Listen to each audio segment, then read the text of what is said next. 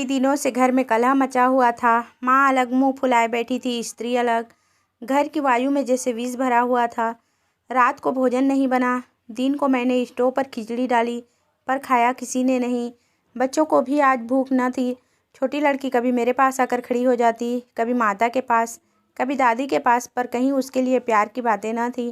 कोई उसे गोद में न उठाता था, मानो उसने भी अपराध किया हो।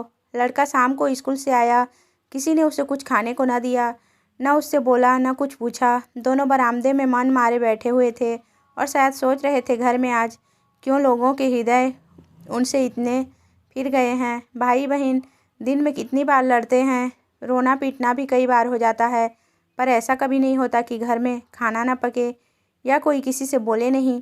यह कैसा झगड़ा है कि 24 घंटे गुजर जाने पर भी शांत नहीं होता। यह शायद उनकी समझ में ना आता था। झगड़े की जड़ कुछ न थी।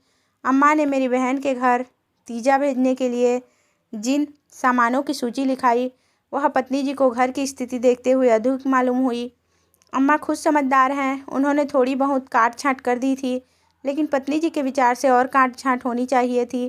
5 साड़ियों की जगह 3 रहें तो क्या बुराई है। खिलौने इतने क्या होंगे, इतनी मिठाई की क्या ज़रूरत। उनका कहना था, जब रोजगार में कुछ मिलता नहीं, दैनिक कार्यों में खींचतान करनी पड़ती है। दूध घी के बजट में तकलीफ हो गई तो फिर तीजे में क्यों इतनी उदारता की जाए। पहले घर में दिया जलाकर तब मस्जिद में जलाते हैं। यह नहीं कि मस्जिद में तो दिया जला दें और घर अंधेरा पड़ा रहे। इसी बात पर सास बहू में तकरार हो गई। फिर शाखें फूट निकली। बात कहाँ से कहाँ जा पहुँची। गड़े हुए मुर्दे उखाड़े गए। अन्योक्तियों की बारी आई। व्यंग का दौर शुरू हुआ और मौनालंकार पर समाप्त हो गया। मैं बड़े संकट में था। अगर अम्मा की तरफ से कुछ कहता हूँ तो पत्नी जी रोना धोना शुरू करती है, अपने नसीबों को कोसने लगती है। पत्नी की से कहता हूँ तो जन मुरीद की उपाधि मिलती है।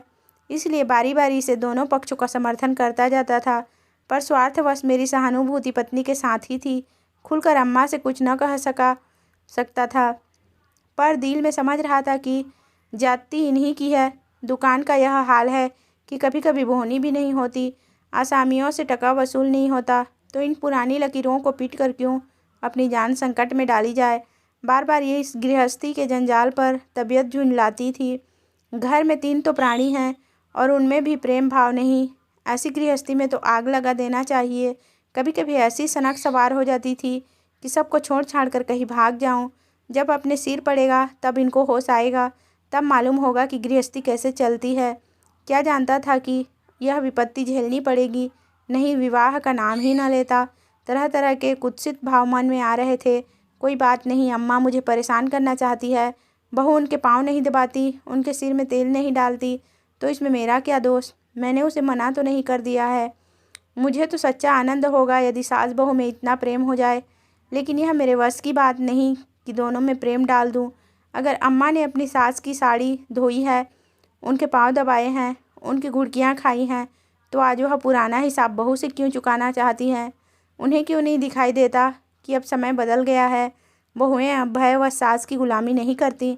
प्रेम से चाहे उनके सिर से बाल नोच लो, लेकिन जो रौब दिखाकर उन पर शासन करना चाहो तो वह दिन लद गए। सारे शहर में जन्माष्टमी का उत्सव हो रहा था। मेरे घर में संग्राम छिड़ा हुआ था। संध्या हो गई थी, पर घर अंधेरा पड़ा था। मनहूसियत छाई हुई थी। मुझे अपनी पत्नी पर क्रोध आया।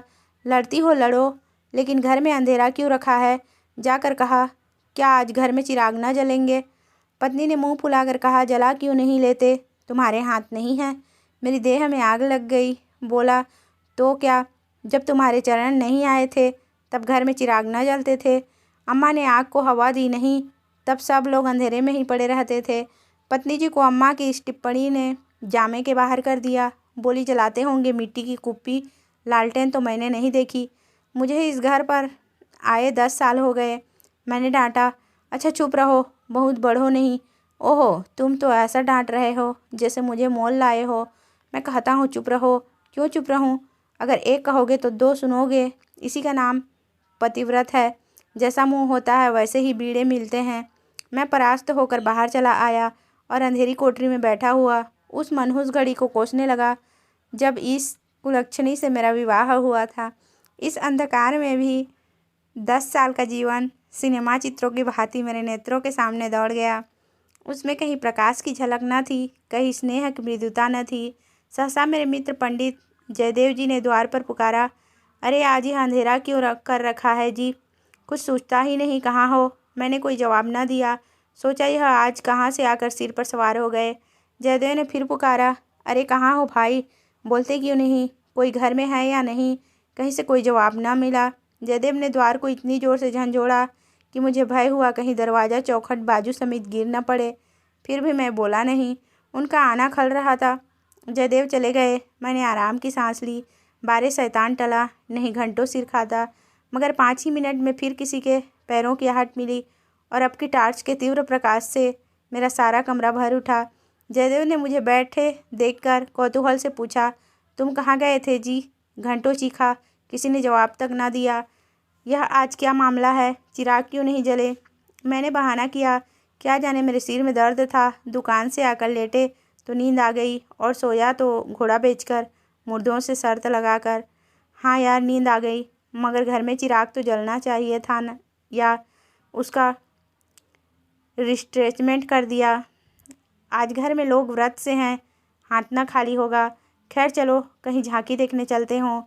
सेठ घुरेमल के मंदिर में ऐसी झांकी बनी है कि देखते ही बनता है। ऐसे ऐसे शीशे और बिजली के सामान सजाए हैं कि आंखें झपक उठती है। सिंहासन के ठीक सामने ऐसा फव्वारा लगाया है कि उसमें से गुलाब जल की फुहारें निकलती है। मेरा तो चोला मस्त हो गया। सीधे तुम्हारे पास दौड़ा चला आ रहा हूँ। बहुत झांकियाँ देखी होगी तुमने, लेकिन यह और ही चीज़ है।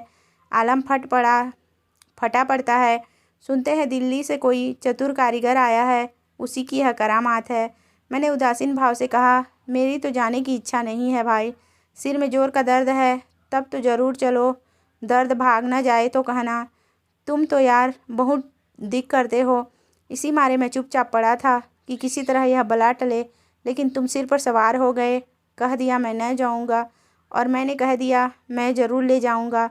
मुझ पर विजय पाने का मेरे मित्रों को बहुत आसान नुस्खा याद है। यूँ हाथापाई, धीगा मुश्ती, धौल धप्पेल में किसी से पीछे रहने वाला नहीं हूँ। लेकिन किसी ने मुझे गुदगुदाया और परास्त हुआ। फिर मेरी कुछ नहीं चलती। मैं हाथ जोड़ने लगता हूँ, घिघियाने लगता हूँ और कभी कभी रोने भी लगता हूँ। जयदेव ने वही नुस्खा आजमाया और उसकी जीत हो गई। संधि की वही शर्त ठहरी कि मैं चुपके से झांकी देखने चला आऊँ। सेठ घुरेलाल उन आदमियों में है जिनका प्रातः को नाम ले लो तो दिन भर भोजन ना मिले। उनके मक्खी चूस पने की सैकड़ों ही दंत कथाएँ नगर में प्रचलित हैं। कहते हैं एक बार मारवाड़ का एक भिखारी उनके द्वार पर डट गया कि भिक्षा लेकर ही जाऊंगा। सेठ जी भी अड़ गए कि भिक्षा न दूंगा, चाहे कुछ हो। मारवाड़ी उन्हीं के देश का था। कुछ देर तो उनके पूर्वजों का बखान करता रहा, फिर उनकी निंदा करने लगा। अंत में द्वार पर लेट रहा। सेठ जी ने रत्ती भर परवाह न की। भिक्षुक भी अपनी धुन का पक्का था। सारा दिन द्वार पर बेदाना पानी पड़ा रहा और अंत में वहीं मर गया। तब सेठ जी पसीजे और उसकी क्रिया इतनी धूमधाम से की कि बहुत कम किसी ने की होगी। भिक्षुक का सत्याग्रह सेठ जी के लिए वरदान हो गया। उनके अंतःकरण में भक्ति का जैसे स्रोत खुल गया। अपनी सारी संपत्ति धर्मार्थ अर्पण कर दी। हम लोग ठाकुरद्वारे में पहुँचे तो दर्शकों की भीड़ लगी हुई थी। कंधे से कंधा छिलता था। आने और जाने के मार्ग अलग थे, फिर भी हम आधा घंटे के बाद भीतर जाने का अवसर मिला। जयदेव सजावट देख देख कर लोटपोट हुए जाते थे, पर मुझे ऐसा मालूम होता था कि इस बनावट और सजावट के मेले में कृष्ण की आत्मा कहीं खो गई है। उनकी वह रत्न जड़ित बिजली से जगमगाती मूर्ति देखकर मेरे मन में ग्लानि उत्पन्न हुई। इस रूप में भी प्रेम का निवास हो सकता है। मैंने तो रत्नों में दर्प और अहंकार ही भरा देखा है। मुझे उस वक्त यही याद न रही कि यह एक करोड़पति सेठ का मंदिर है और धनी मनुष्य धन में लौटने वाले ईश्वर की ही कल्पना कर सकता है। धनी ईश्वर में ही उसकी श्रद्धा हो सकती है। जिसके पास धन नहीं वह उसकी दया का पात्र हो सकता है, श्रद्धा का कदापि नहीं। मंदिर में जयदेव को सभी जानते हैं। उन्हें तो सभी जगह सभी जानते हैं। मंदिर के आंगन में संगीत मंडली बैठी हुई थी। केलकर जी अपने गंधर्व विद्यालय के शिष्यों के साथ तंबूरा लिए बैठे थे। पखावज, सितार, सरोद, वीणा और जाने कौन कौन बाजे, जिनके नाम भी मैं नहीं जानता, उनके शिष्यों के पास थे। कोई गीत बजाने की तैयारी हो रही थी। जयदेव को देखते ही केलकर जी ने पुकारा। मैं भी तुफैल में जा बैठा। एक क्षण में गीत शुरू हुआ। समा बंध गया। जहाँ इतना शोरगुल था कि तोप की आवाज़ भी न सुनाई देती, वहाँ जैसे माधुर्य के उस प्रवाह ने सब किसी को अपने में डुबा लिया। जो जहाँ था वही मंत्रमुग्ध सा खड़ा था। मेरी कल्पना कभी इतनी सचित्र और सजीव न थी। मेरे सामने वह बिजली का चकाचौंध थी, न वह रत्नों की जगमगाहट, न वह भौतिक विभूतियों का समारोह। मेरे सामने वही यमुना का तट था, गुलमलताओं का घूंघट मुँह पर डाले हुए। वही मोहिनी गऊ थी, वही गोपियों की जल क्रीड़ा, वही वंशी की मधुर ध्वनि, वही शीतल चांदनी और वही प्यार नंद किशोर, जिसकी मुख छवि में प्रेम और वात्सल्य की ज्योति थी, जिसके दर्शन ही से हृदय निर्मल हो जाते हैं।